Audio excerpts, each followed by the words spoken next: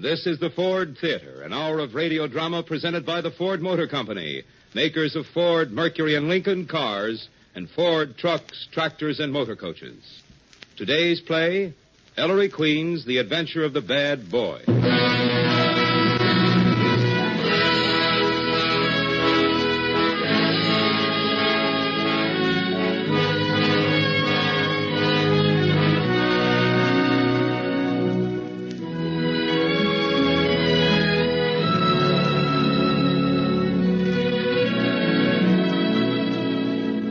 Good afternoon, ladies and gentlemen. Howard Lindsay speaking. Welcome to the Ford Theater, which begins today its second calendar year. During 1948, if you care to join us here each Sunday afternoon, you will encounter at this hour just about every sort of dramatic entertainment possible to radio. In the Ford Theater, the play's the thing. And in choosing plays, the management aims at quality, contrast, and variety. Last week, an original radio comedy. Next week, a great motion picture adapted for radio. And this week, mystery. This week, the Ford Theater presents The Adventure of the Bad Boy by Ellery Queen.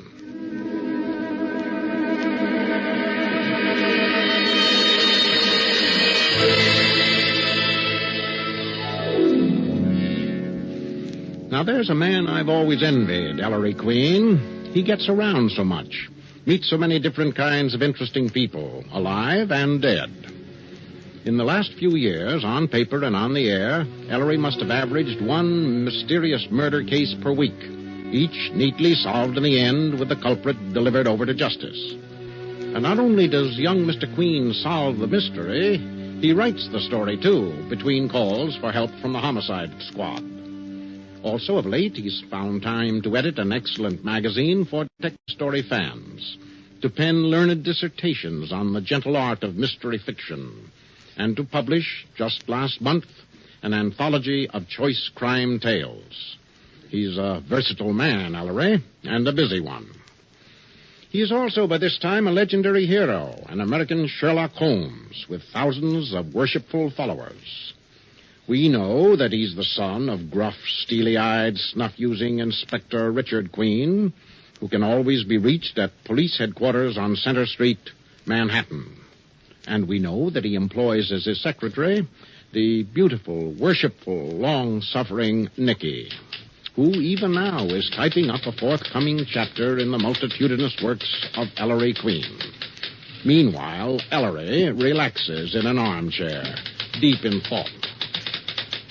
Because, Mr. Figgerson, nature is maddeningly logical, said Ellery Queen. A bird flies, the sun rises, a river flows, and a wound bleeds. Underline, and a wound bleeds. End of chapter. Ellery? Ellery, where are you? In the armchair, Nicky. I'm finished. Lucky girl. Are you kidding? Huh?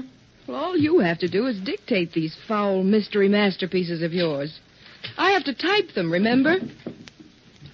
I said, remember? What, Nicky? Oh, skip it.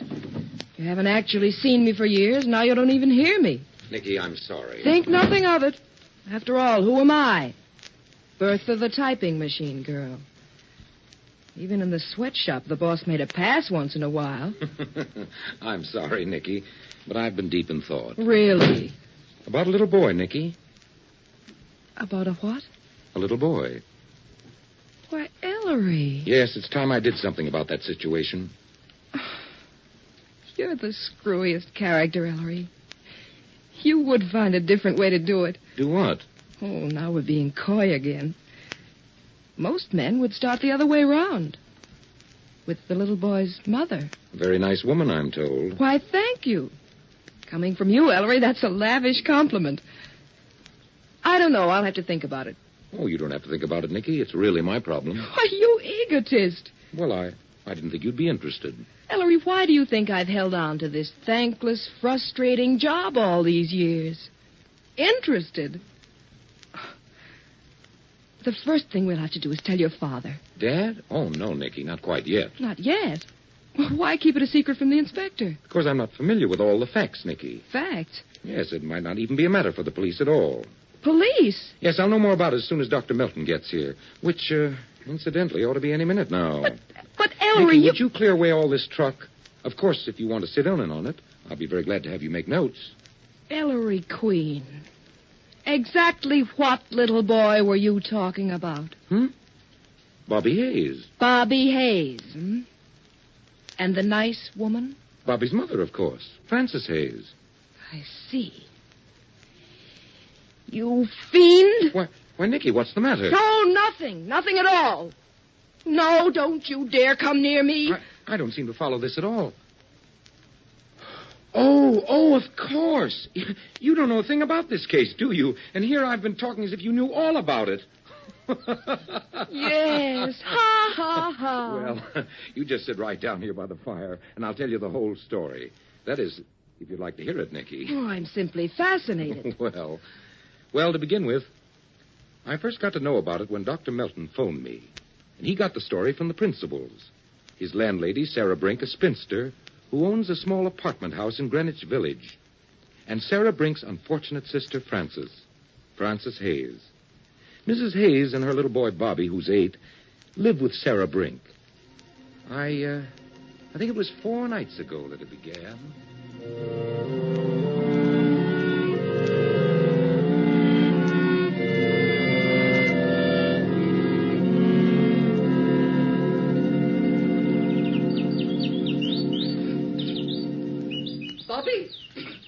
Bobby? Yeah? Yeah. Can't you say yes, Auntie? What is it? Bobby? Bobby Brink. My name is not Bobby Brink. Well, it is in this house. It is not, Aunt Sarah. It's Bobby Hayes. Bobby, how dare you take that tone with me? It is so, Hayes. That's my father's name. That's Mommy's name. So it's my name, too. I know my own name, I guess. Your father's a bad man, Bobby. He ran away. Left you and your mother alone. He did not. Mommy says he's dead. Well, it'd be a mercy if he were. At least you and your mother'd have his insurance. Insurance? What's that, Aunt Sarah? Never you mind. Bobby, put the funnies down for a minute. Do I have to? Bobby, dear, don't you feel just a little bit grateful to Aunt Sarah? Huh? When Auntie takes her sister into her home and her sister's little boy gives them nice, soft beds to sleep in and good things to eat, even money to spend. Don't you think the little boy ought to sort of, love his auntie? Oh, I don't get so much money to spend. You're a wicked, ungrateful boy. What have you been up to in here while I've been making supper in the kitchen? Answer me, Bobby. Some mischief, I'll bet. I'm not doing nothing. I'm just reading the funnies. Chasing the cat, most likely. I was not. I've been reading the radio page. Oh, you miss all those nice programs since your mother's radio got broken accidentally. Don't you, Bobby, dear? Aunt Sarah, couldn't we have it fixed? I gotta ask the fellas all the time what's happening to Superman. Fix it? Now, Bobby, listen to me. How would you like Aunt Sarah to buy you a nice new radio? Maybe a television set. Just for you. Gee, Aunt Sarah, would you? Wow. Well, maybe. If you gave me a real big kiss once in a while, Bobby. Who's there? Francis, is that you? Yes, Sarah. Oh, Bobby, son. Hi, Mom. Wow. Superman, that's some hug. Darling, what did you do today, huh? Oh, something wrong, Sarah? Yes, he was a bad boy, Francis, as usual. I declare I don't see why you don't... You're always snitching. Bobby. Mom, I played with the fellas in the park, and a cop chased us just because we were climbing an old tree. Well, you might have fallen, dear. And that's not all. Yeah. Snitch some more, Aunt Sarah. I threw a rock, Mom. Oh, Bobby, you did. Just a little hunk of rock. Couldn't have hurt nobody. And it just happened to break a window. There, Francis. Are you satisfied now? Oh, that was wrong, Bobby. And I've told you so many times, you mustn't talk to your Aunt Sarah this way. If you'd stay home and take care of your child, Francis, instead of prancing round all day. I wasn't prancing, Sarah. I was walking my legs off looking for a job. Oh, you and your jobs. Your first duty is to your child. You know you don't have to have a job, Francis, as long as you live with me. Yes, Sarah. I know. Coming home at all hours. Supper's ruined. It is my stew. It's burning. Oh, just in time. I don't want your old stew. I don't like stew. Bobby, why, Bobby, you're not having stew. What would you say to a nice raspberry jelly omelet? Jelly omelet? Wow. Well, just as soon as I set these 2 plates of stew down, I'll fix your omelet, Bobby. Francis, hurry, will you? For pity's sake, Bobby, now you stop playing with that canary's cage. Oh, Bobby, didn't hear what Aunt Sarah said. Now stop it. Oh, okay, Mom. And can I have prune juice too, Aunt Sarah, huh? Why, certainly you may, Bobby, dear. Bobby, Brigg, now see what you've gone and done, leaving the canary's cage open. Oh, Bobby, there goes the canary. Sarah, catch him. Oh, of all the spoiled, misbehaving brats. If we could only... There he is, Francis. Catch him. Catch him. I got him. No. Oh, dear. Now he's flown up on the chandelier. Oh, Bobby. Come down here, drat your Sarah, dog. shut the dining room door. He'll fly out. Shut the window, Francis. Yes, Sarah. Look out, the cat. Columbus. Stop that, you bad cat, you. Sarah, I think I could... Got him. Well, it's about time. You naughty canary. Back you go. There. Are you quite finished, Francis? Well, now, Bobby Brink, suppose you tell me why you opened that canary's cage and why you've been sitting at the supper table and haven't so much as lifted a finger to help catch him. I don't care. I was just playing with the old bird. He flew past me, the dirty old bird. Bobby Hayes, what's come over you? Bobby, come here. What? Son, you've always been so kind to Aunt Sarah's pets. But now you chase Columbus, torment the canary, go fishing in the goldfish bowl. Do you like tormenting animals and birds and fish? Oh, Mom, I didn't hurt him. Well, I suppose that lets him off. Kindness, reasonableness. Trouble is, Francis, you don't discipline him. If he were mine, But he isn't, Sarah. Son, we'll talk about this after supper. Yes, ma'am. Well, eat your stew, Francis. Yes, Sarah. I suppose I might as well eat mine, too, even if it is icy cold by now. Well, what's the matter, Francis? Isn't my stew good enough for you? Bobby's omelet, Sarah. You've forgotten. Oh, have I? Bobby, I'll make it for you. Sit down. Sarah, please. I've told you 1,000 times, Francis. I won't have you or anybody else messing in my kitchen. Bobby'll wait for his supper, since he's spoiled ours. Well, Sarah, the stew can be reheated. As if my gas bills aren't high enough as it is. He'll wait. Bobby, I won't eat until... Oh, go ahead, Mom. I can wait. I'm not hungry anyway. Thank you, son.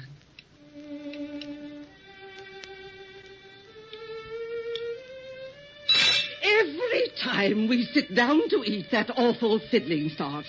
I declare that foreigner does it on purpose just to annoy me. That's only Mr. Weber downstairs, Aunt Sarah. He likes to play that song. Bobby... Oh, I must have been insane when I rented that apartment to him. Fiddle playing. I'll have him evicted, that's what I'll do. I'll have him thrown right out into the street. Him and his nasty fiddle.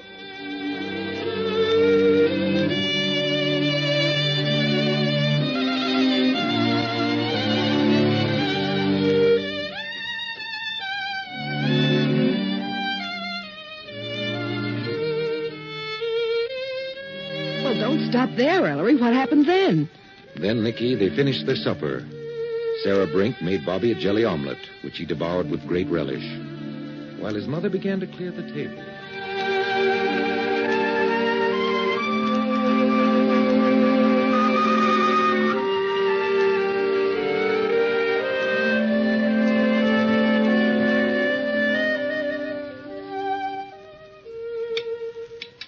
Boy, that was good. Oh, you liked it, Bobby. Better than that old stew. Bobby Brink. Bobby.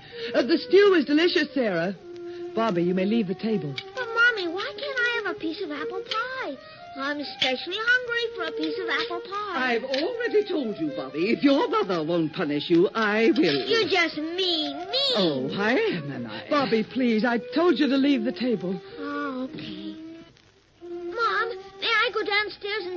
Gordini, I promise. You certainly may not. Sarah, aren't you forgetting that I'm Bobby's mother? I've told you and told you, Francis. Letting a young child spend all of his time with that worthless, greasy actor. He's as nice as anyone you know, Sarah.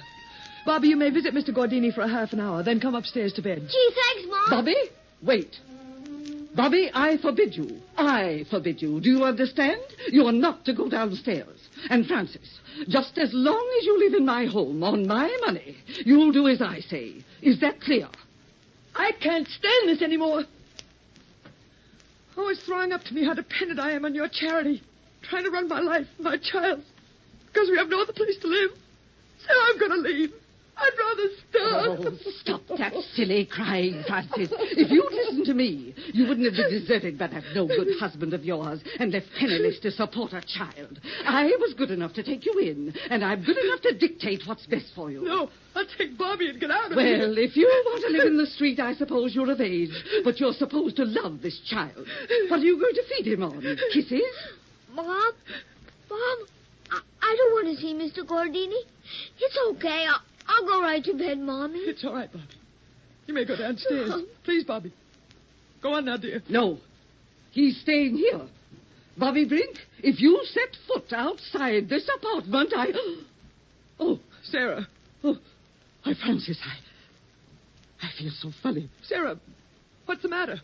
Mommy and Sarah fell down. Sarah.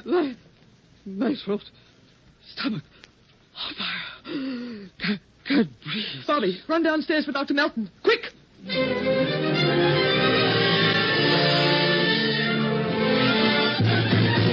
Attempted poisoning. I'm afraid so, Nicky. Curious case. Not that I condone it, but it seems understandable. What an old bat. She owns the house, huh? Yes, one of those old 3-story brownstones facing Washington Square Park. She's converted it into a 4-family apartment house. The Brinks apartment's on the top floor. Dr. Melton lives on the ground floor. And the intermediate floor is occupied by 2 tenants.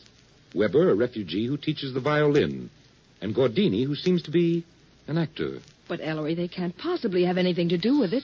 Ah, that's Dr. Melton. I'll go. Yes? I'm Dr. Melton, and this is Miss Sarah Brink. Come in, Doctor. Dr. Melton and Miss Sarah Brink, Ellery. Well, how do you do? Evening. Miss Brink's the patient I phoned to you about, Mr. Queen. Easy now, Miss Brink, please. Here's a chair. Thank you. Sit down, Dr. Melton. Oh, this is my secretary, Miss Porter. How do you do, Miss How Porter? do you do? I must say I'm a little surprised, Doctor, to see Miss Brink with you. She's still pretty shaky, but I thought we'd risk it, Mr. Queen, even though it's only 4 days since... The accident. Now, don't excite yourself, I please. told you, Dr. Melton, it was some sort of accident.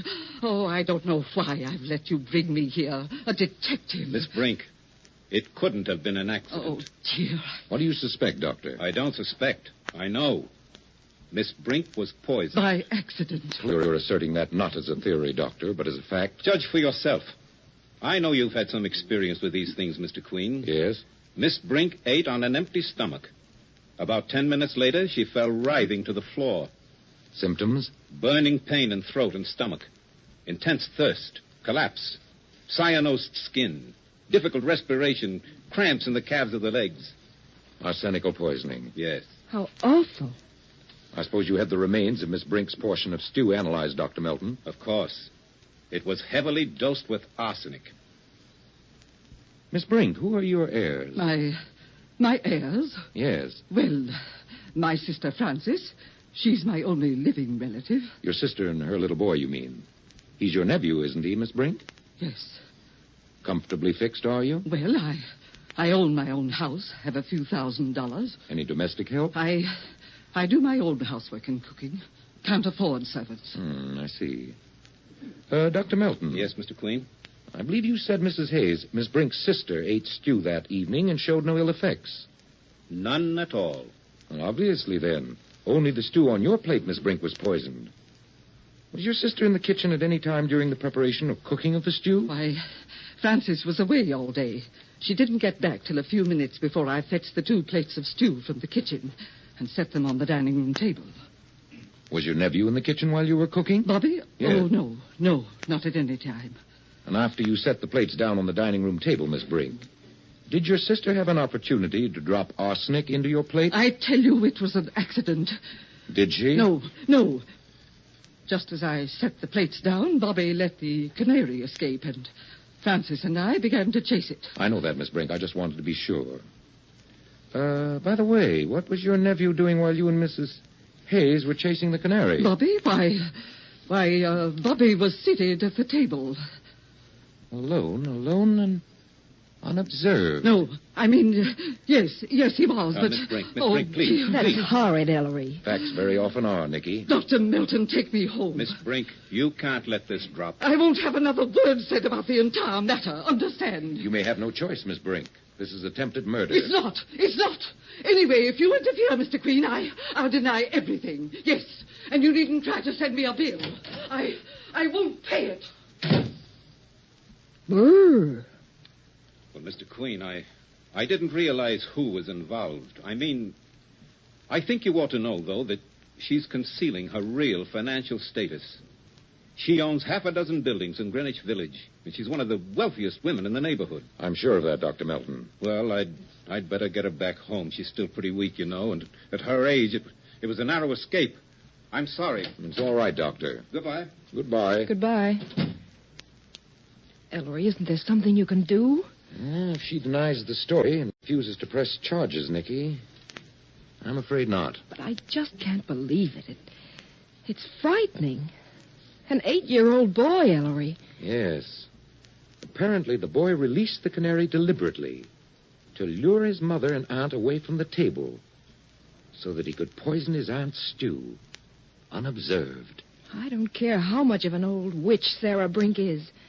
To do a thing like that, a boy of 8, he must be a fiend, Ellery. Psychopathic case. Well, something ought to be done about it. The woman's in danger. That's quite true, Nicky. Unsuccessful poisoners usually repeat. Nicky, what kind of stew did Sarah Brink say she cooked that night? Kind of stew? Yes. I don't know, Ellery. I don't think she said. Oh, careless of me. I should have asked her.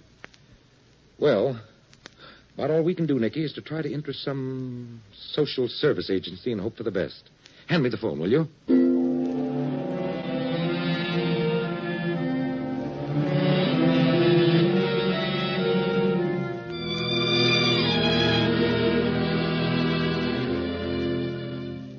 But it wasn't to be. Everything was closed for the New Year's weekend. And then it was just yesterday afternoon. Ellery Queen's residence? Naturally. Hello, Nicky. Oh, Inspector Queen. Nicky, put Ellery on. Right. Ellery, Yes? your father. Oh. Yes, Dad. Son, you'd never forgive me if I didn't let you in on this. In on what, Dad? Cockeyedest case I ever saw. Can you get down here in 15 minutes? I'll try and hold him. Hold him? Hold whom? Witnesses to the crime. About 3 dozen of them. 3 dozen what? Fact. If you don't hurry, there'll probably be 300 of them. Dad, I don't see what... 36B Washington Square North. Make it snappy, Ellery. 36B Washington Square North. What are you mumbling about, Ellery? What did the inspector want? Nicky, that's the address of Dr. Melton's poison case. Sarah Brink? Yes. And Dad says there's been another crime. Come on.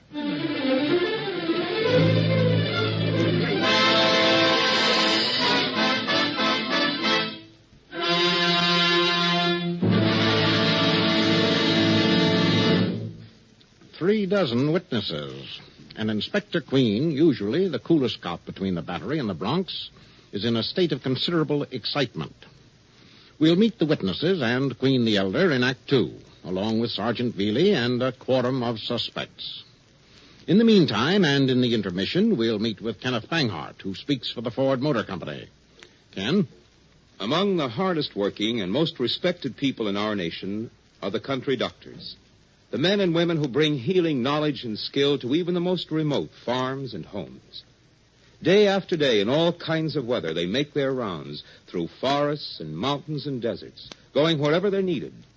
And because their work is so important and their travel is frequently difficult, the Ford Motor Company is proud that so many doctors prefer to drive Ford cars. One of these is Dr. H.F. Lawson of Crossville, Tennessee. The people who live and work in the hills around Crossville know Dr. Lawson very well. Summer or winter, dust or snow or mud, over the roughest roads and steepest hills, Dr. Lawson gets there when he's needed. Recently, Dr. Lawson wrote to the Ford Motor Company to say why he preferred to drive a Ford. He said that he can always start his Ford in any kind of weather, that it rides comfortably, that his Ford always takes him where he wants to go, no matter how bad the driving conditions. My Ford has never failed to come through, he wrote. As a rural doctor, I am qualified to say that no other car can beat a Ford for all-round performance under all conditions. That's the kind of service and dependability that millions of Americans have learned to expect from Ford products. That's the kind of performance you can expect from any product made by Ford.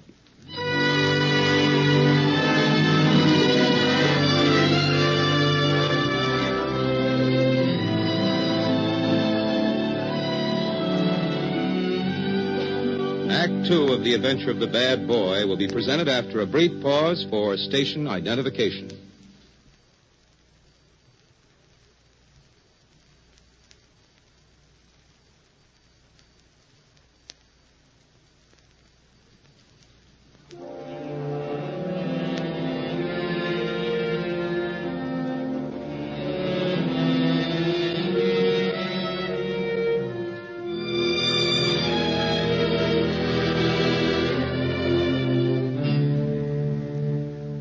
Ford Theater, The Adventure of the Bad Boy, Act 2.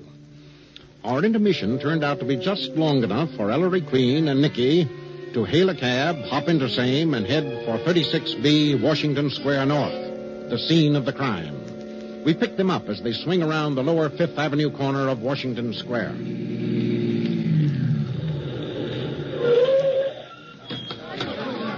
Hop it, Nicky. Come on. Gentlemen, wait for ladies. Excuse me, please. Mind letting us through? Oh, you might carry me. Pardon me. Officer. Huh? Hello, Mr. Creed. Here, one side, you people. Stand back there. Stand back. Here. You still with me, Nicky? It's not your fault if I am. Ellery, you don't think there's been another... I'm trying not to. Come in, my sir. Come in. Oh, Billy, it's about time. Well, you all set for a little surprise? What's happened here, Sergeant Beale? Uh-huh. Right this way, folks. Inspector's waiting for you.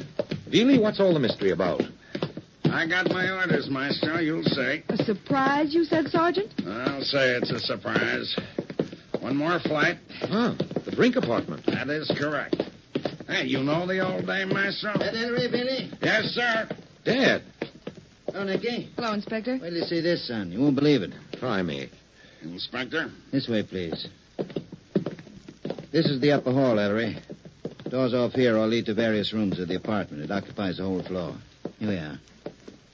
You men ready? Yeah. Billy? Flint? Yes, sir. Take it, Hagstrom. Yes, sir. We do a repeat, huh? Oh, look, Inspector Queen, we don't have to go through all that You'd again. think once a day enough, Flint. Yeah. I'm not mad. They are, all of them. Dad, will you please... It's a joke, isn't it, Inspector? Some joke.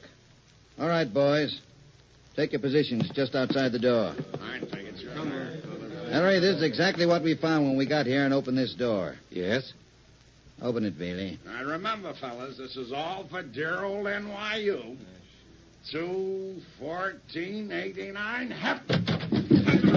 There's one getting away. That one, you fine. Come here, you little devil. Rabbits! Rabbits! Rabbits? Yes, rabbits. Herds of them. Spent half an hour chasing through the house trying to recapture that blasted bunnies. They all came out of this bedroom, Ellery. Whose room is it, Dad? Woman named Sarah Brink. Owner of this house. Sarah Brink. No, Nicky. Stay in the hall. Yep, son. That's just what we found when the rabbits scooted past us. What? Sarah Brink, Nicky.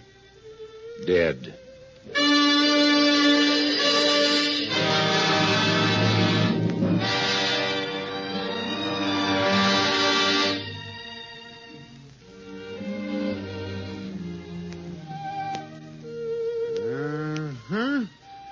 Yeah. Now, let's see. In the appearance of these bedclothes, Doc, looks like there was a struggle. Sure there was a struggle, Inspector, with old man Death.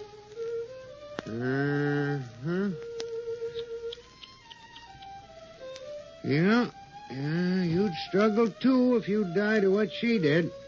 Now, let's see. Well, what was it, you cadaver mechanic? No, Dick, your blood pressure. Say, this is a fine time for a fiddle to be scratching. Yeah, who's that? Some fiddle teacher that lives downstairs named Weber. Well, Prouty? Oh, it's no use, Inspector. The family lunched on rabbit stew today, Yes, and right after lunch, the old girl came in here to lie down for a nap. Had some victuals in her stomach, I'll bet, before she ate that stew. Otherwise, she'd have passed out at table. Well, gentlemen, it's arsenical poisoning. Ah. Well, if it ain't the maestro. I was beginning to think we weren't speaking, Ellery. Yes, sir. Arsenical poisoning. You're positive, Dr. Prouty? Sunken features, cyanose skin, irritation of eyelids, and skin eruption. There can't possibly be a mistake?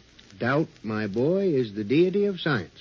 But in this case, I'd stake my professional reputation it was arsenious oxide. White arsenic. Better do an autopsy right away, Prouty. Make sure. Naturally. Runch's test will do the trick. She'd have been luckier if she'd been born a rabbit. Arsenic won't kill them. They're immune. Okay, call the wagon. On the way, Doc. And here's your removal order. What's this? What's what, son? This top hat on Sarah Brink's night table, Dad.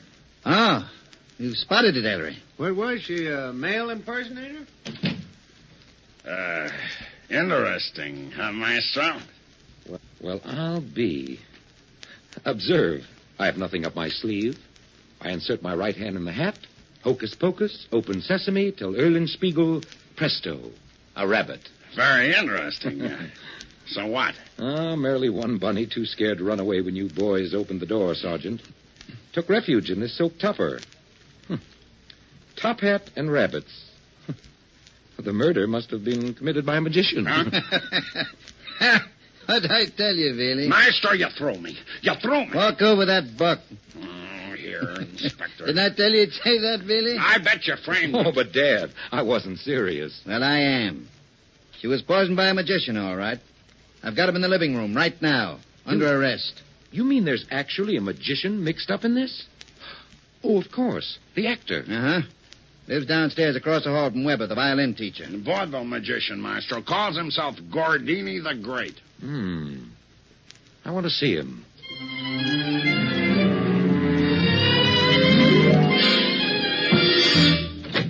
Flint. Yeah, Inspector? Gordini been acting up? Nah, gentle as a rabbit. I don't mean to tell you how to run your business, Inspector, but believe me, I didn't poison Sarah Brink. I know, Gordini. You're just a victim of a plot. This is my son, Ellery. He wants to talk to you. Mr. Gordini, I'm very much interested in Sarah Brink's death. I'm told you were home today in your apartment around noon when she was poisoned. That's right, Mr. Queen. I'm temporarily at liberty. You could have used your time to better advantage, man. Just a moment, Sergeant. I'm told, too, Mr. Gordini, that the fire escape makes it possible for you to have been just outside Sarah Brink's kitchen window while the 2 plates of rabbit stew, which Miss Brink and her sister Mrs. Hayes ate for lunch today, stood on the serving cabinet near the kitchen window. Yes, Mr. Queen, but the kitchen window has an iron grill which can only be opened from inside. All the windows at the back of this house have. How am I supposed to have got past those bars? With this thingamajig, Gordini. Where'd you get my lazy tongs? Is that a lazy tongs? And what are they, Inspector? It's like a pair of scissors, Veely. Opens and shoots out in crisscrossing slats. Like this. What? You missed my schnoz by half an inch. Well, I missed, didn't I? Be careful. You got the idea, Ellery? Yes. This is part of Gordini's magic equipment. Comes from his stuff downstairs. Gordini, you stood on the fire escape outside the Brink kitchen window and dropped arsenic into Sarah's plate of stew from the end of these tongs through the grill. What can I do but deny it? It's not true. And the top hat. It has pockets inside, Gordini. A regular magician's hat. You admit it's yours? Of course it's mine. If you're innocent, how did it get into the Brink woman's bedroom? I don't know. Dad, Hold it, son. Gordini, I've had you checked this afternoon. Your real handle's Gordon, Algernon Gordon. And you were a chemist before you became a stage magician. Then you'd know all about arsenic. Wouldn't you, Mr. Gordon Gordini? I see I'm to be convicted on coincidence. It's no coincidence that you've been quarreling with the murdered woman, Gordini. The whole neighborhood knows about it. Quarreling about what? Well, it seems the old lady told him to keep away from her sister Frances and the kid Bobby. Oh, well, that's pretty circumstantial, Dad. Is it? Then bat this around, Ellery. I've got a witness who lives in a McDougal Alley house opposite the back windows here. My witness says she saw Gordini standing on the fire escape outside Sarah Brink's kitchen window at just about the time that rabbit stew must have been poisoned. Is that true, Gordini? Yes, Mr. Queen, I was there, but I was, snooping. Why? I'd rather not say. Pretty lame, Gordini.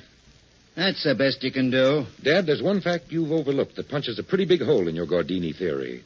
What's that, son? Frances Hayes had stew for lunch today, too, didn't she? Yes? She wasn't poisoned, was she? No. But both plates of stew, you say, the one which Sarah ate and the one which Frances ate, were on a serving cabinet near the kitchen window, accessible to Gordini on the fire escape through the lazy tongs. How could Gordini have known which plate was Sarah's? Yes, how could I have known? Maestro's got something there, Inspector. Yes. As for Gordini's top hat being in Sarah's bedroom, Bobby Hayes told me he brought it there this morning. Yes, I'd forgotten that. That's quite possible. Bobby often plays with my paraphernalia. Furthermore, the rabbits aren't Gordini's. They were Sarah Brink's. She sometimes fed them in her room. I think that pretty well explodes the circumstantial case against Gordini. Thank you, Mr. Queen. But I'm not through with you, Gordini. What's that? You're obviously concealing something. What is it? I don't know what you mean. Gordini, I think you know who poisoned Sarah Brink. Do you? You do, don't you? No talkie. See if you can make Gordini change his mind, Dad. Where are you going? Oh, to snoop around.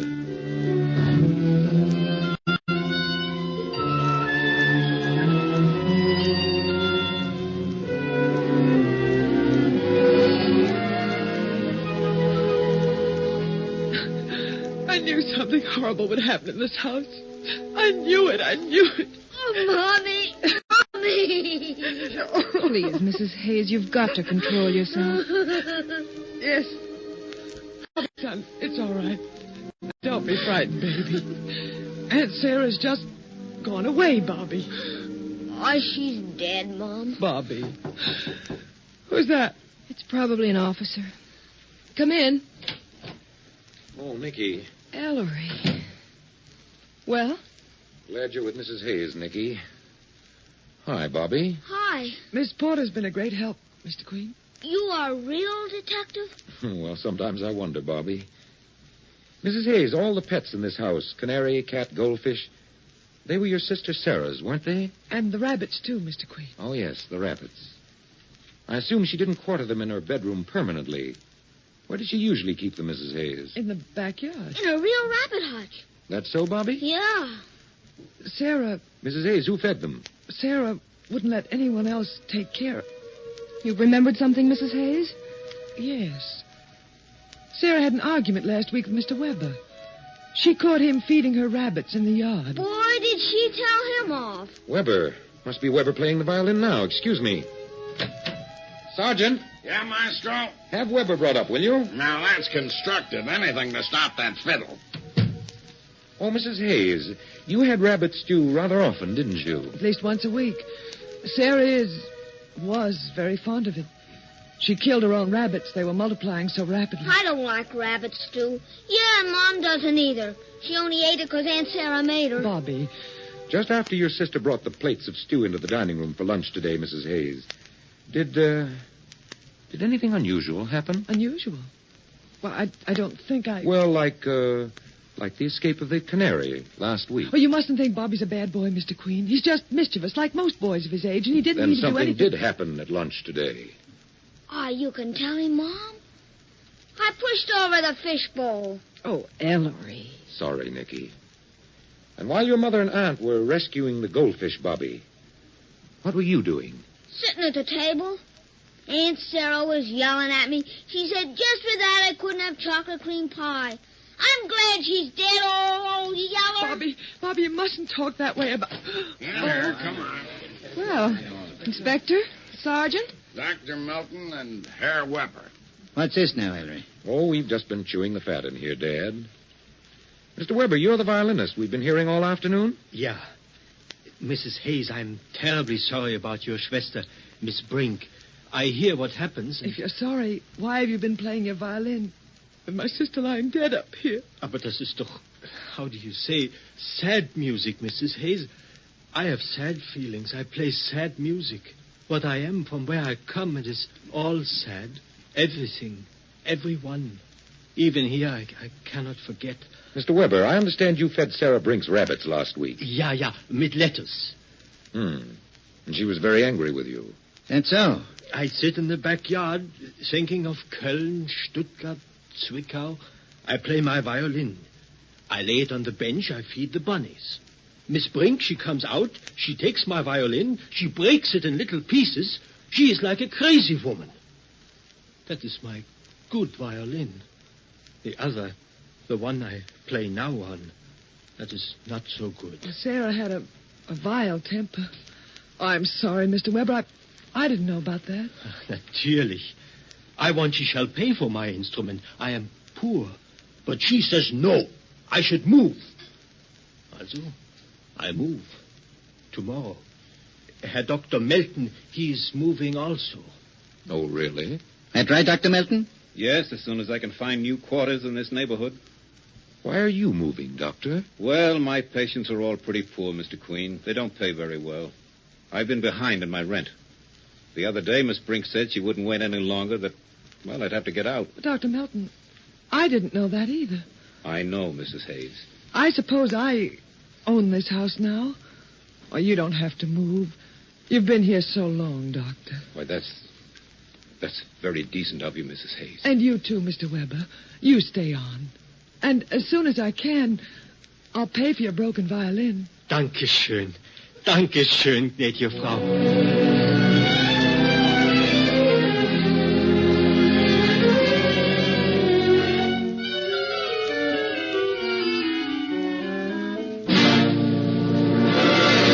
Blast it. What, Dad? This racket is 1 part luck and 99 parts waiting. Reports. Where are they? Why, Inspector, you ought to be ashamed of yourself. Kicking that cat. Here, Puss, don't let the nasty old man hurt your feelings. Cats, goldfish, canaries, rabbits, regular zoo. Don't look at me that way, Nicky. I didn't kick the confounded beast. I didn't know he was there. There, he's apologized, Puss. He's a nice, nasty old man. Harry, what's the answer to this blasted riddle? If Gordini didn't poison the stew... I've got a notion, Dad. Just the vaguest notion. Oh, the great man has a notion. Imagine that, Puss. Suppose it'll ever grow up to be a great big idea. Hey, who swiped my gun? What, Billy? My gun, Inspector, my rod. Somebody lifts it right out of my holster. Was it one of you? Come on. Was it? Why, Sergeant, I'm ashamed of you. You better find it, Bailey, before it turns up on the scene of a crime. It wasn't one of you? No. I'll never hear the end of this. That's the funniest thing. Oh, where's my handkerchief? That's funny. I'm sure it was in my bag. Your handkerchief missing, Nicky? No, Ellery, my compact. Why, it isn't here. What's this now? You'd better take a look at yourself, son. My fountain pen. It's gone. Hey! My snuff box. What? Inspector. Oh, Flint, what is it? Well, Doc Prouty just phoned from the morgue. He said something about submucous hemorrhages showing up in the PM or something. Anyway, the old dame died of arsenic poisoning, he says. Well, that's progress. Flint, when knew that? Oh. Well, there's a report from the city toxicologist, too. You know that white stuff looked like flour we scraped up from the floor of the rabbit hutch? Dad, you found a white powder in the backyard rabbit hutch? Sure, son, before you got here. So what, Flint? Well, the toxicologist says that's arsenic, too. Arsenic in the rabbit hutch? Why didn't someone tell me? Hey, Inspector. Huh? Oh, it's you again. Yeah, I found my gun. You did, Sergeant? Where? On the downstairs hall table. My gun and your snuff box, by the way. Oh, give me that. Uh-huh. Thanks. You didn't find a compact by any chance, Sergeant? I sure did. Is this yours, Miss Porter? Well, thank you. And don't tell me, Maestro, this fountain pen is yours. Yes, Sergeant. Thanks. They were all on the downstairs hall table, huh? Something awful funny around here. Someone swiped something from each one of us. Leaves him in plain sight to be found. Thief who returns his loot. But if he didn't want the stuff, why in time did he steal it in the first place? That's it. What did he say? Huh? What, Ellery? The key to the whole case. Ellery, you mean the one who stole Yes, it? Nicky. The key to the whole case.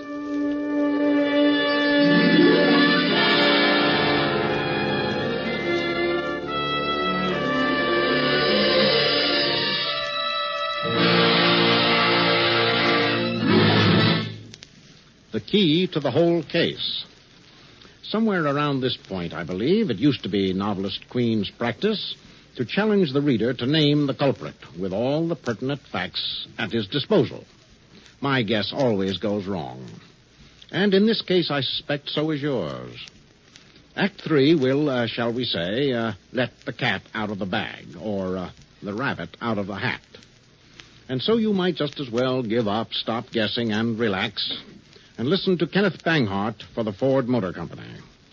During the past 44 years, the experience of millions of people has proven countless times that Ford products are outstanding for their reliability, economy, and service.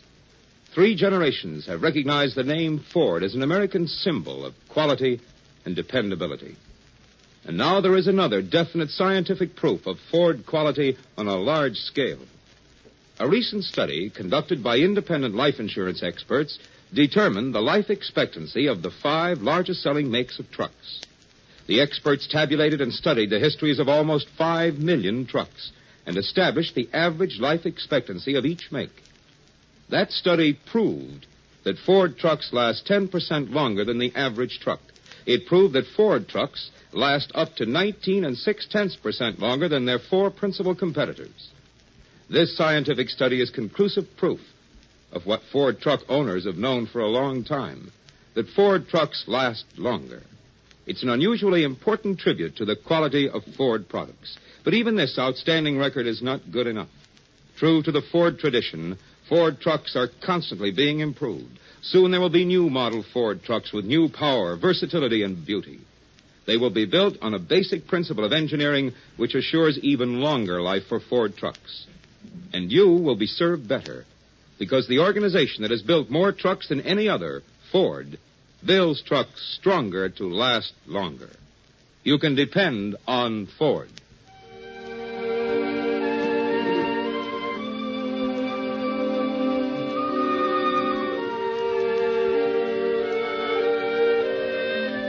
As the previous act ended, you will recall, Ellery Queen had just discovered the key to the whole case, to which, as our curtain rises once more, Nicky makes reply. You know, Ellery, you're the most exasperating man alive. You mislead people. Me, for instance. What, Nicky? Oh, I know you're not listening. You never do. You make people think things, then it turns out to be something entirely different. The inspector can't help himself. After all, he's your father. But someday What's this? What? This, Nicky. Oh, why do I always fall for it? An old closet. Key to the whole case. What key? No answer. The great man wraps himself in mystery. Hush, hush, top secret. Ellery, will you come out of that closet and listen? You come into this closet and listen. Huh? Hear it, Nicky? It sounds hollow. Something funny about that wall. And this is Bobby's bedroom. Look. A sliding panel. Sort of medieval, isn't it, Ellery? No, Nicky. Simply 8-year-old boy. Bobby's sawn through the back wall of his closet. Let's see what's behind this panel. Secret passages yet. Here, give me that flash, Nicky. Flight of wooden stairs going Let's see where up. it goes. Ellery, you wretch, you've got the flash. Here, Nicky. Watch your step. Ellery, doesn't that violin of Weber's sound louder? Uh-huh. This passage apparently acts as an amplifier. Wonder where it leads. Door.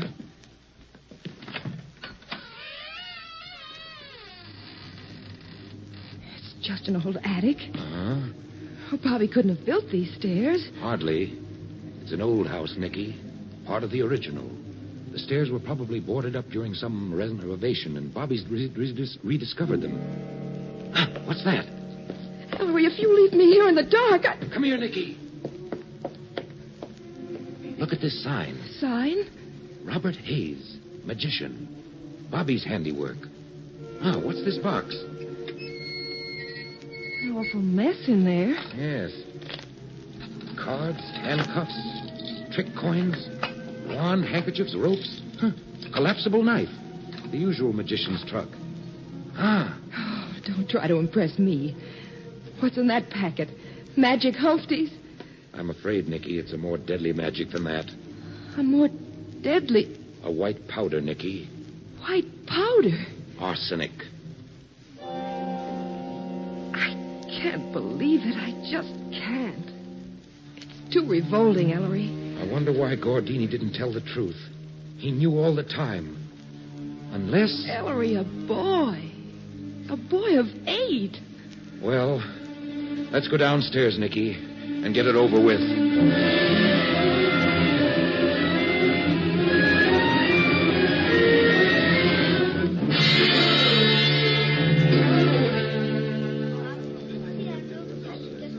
How can you know? I've seen everything you have. I've got all the facts. They don't add up to a thing. Bad mathematics, Dad. Unless this kid, this Bobby Hayes. The kid? Oh, nuts. I'm in the wrong racket. Ellery, please do it quickly. His poor mother is so upset now. All right, let's go. We'll all be bawling in a minute. Quiet, please. Go ahead, Ellery. Just a moment, please. Bobby, dear. Hey, Mom, what are they going to do now? Why is everybody so quiet? Bobby, I want you to do something for Mother. I want you to go to my bedroom and stay there. Oh, Mom, I want to see. I never saw a real detective get his man. I want to stay. Bobby, please go. Mrs. Hayes. What? Mrs. Hayes, I'd prefer Bobby to remain here. Remain here? Queen, why don't you let the boy go? This is no place for a child 8 years old.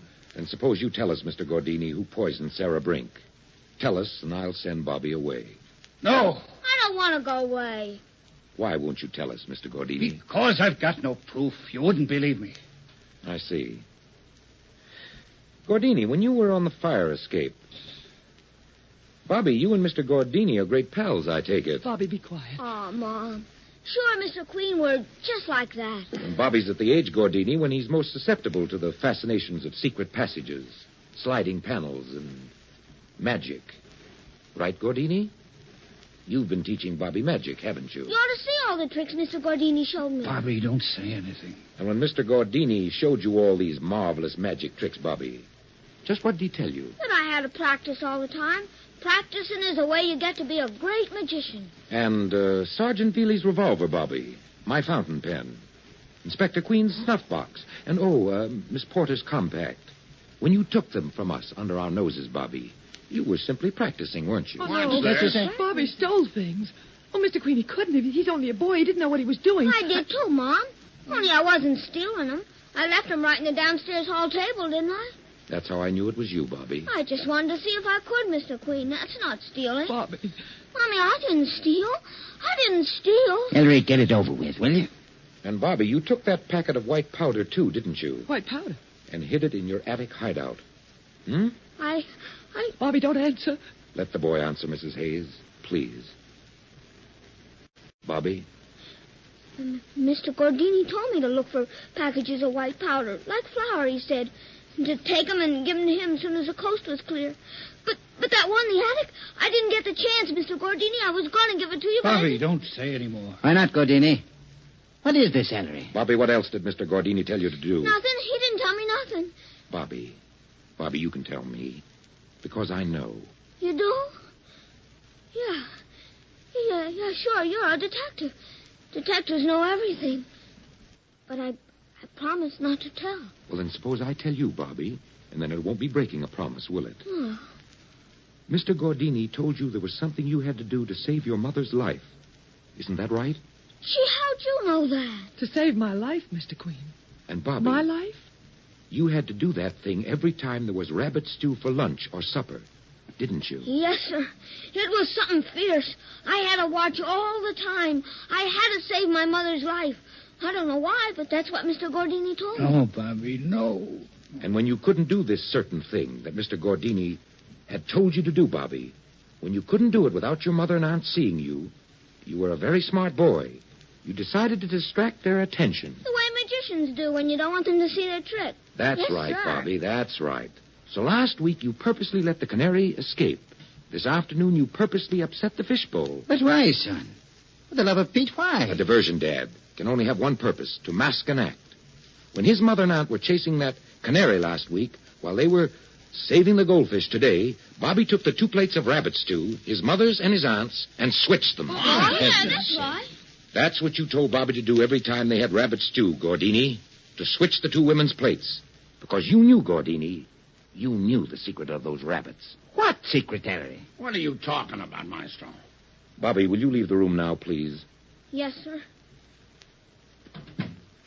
I don't understand either, Ellery.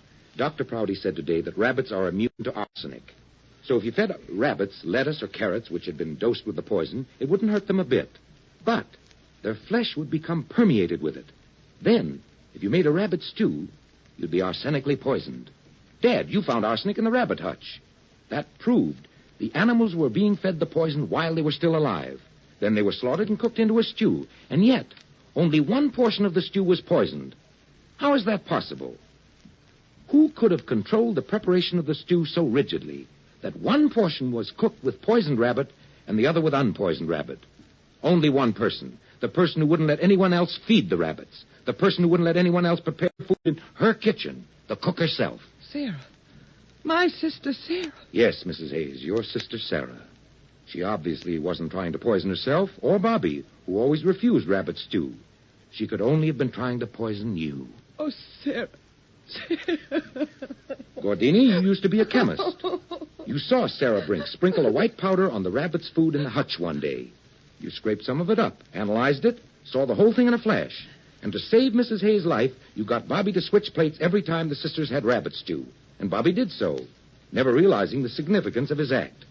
And so you got Sarah Brink to poison herself. But why, Mr. Queen? Why did my sister want to kill me? I have nothing. Oh, you underestimate your wealth, Mrs. Hayes.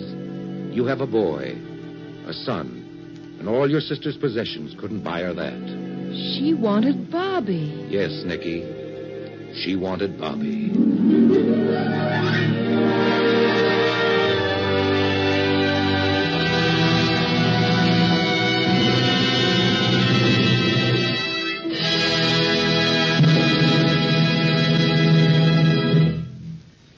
I'm sure that all of you are as happy as I am to learn that Bobby was not the culprit. The first time I heard the play in rehearsal, my money went down on the doctor. But as I said, I'm always wrong about these things. Our performance engaged the talents of 3 members of the original cast of the Ellery Queen series. Hugh Marlowe, prominent star of the Broadway stage and motion pictures, who created the role of Ellery Queen. Santos Ortega as Inspector Richard Queen, and Ted DeCorsia once more in the part of Sergeant Bealey. Nicky was played by Charlotte Keene. Next week, Storm in a Teacup. As a motion picture, Storm in a Teacup was one of those all too rare events, a comedy of solid warmth and character, a photoplay about real people. If you join us next week, you will find, I think, that the story has lost none of its warm humor in translation to radio for the first time. Next Sunday, then, you have an appointment to meet Mrs. Honoria Hegarty, her dog Patsy, and the people they stirred into a storm in a teacup. The Adventure of the Bad Boy was written by Ellery Queen. The continuity was by George Faulkner. The original music was composed and conducted by Lynn Murray. Our editor is Howard Teichman, and the entire production was under the direction of George Zachary.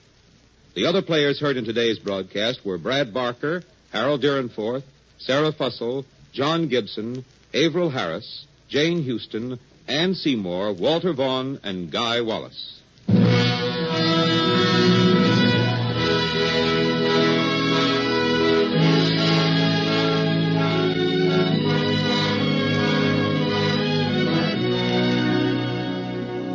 The Ford Theater is presented by the Ford Motor Company, makers of Ford, Mercury, and Lincoln cars, and Ford trucks, tractors, and motor coaches.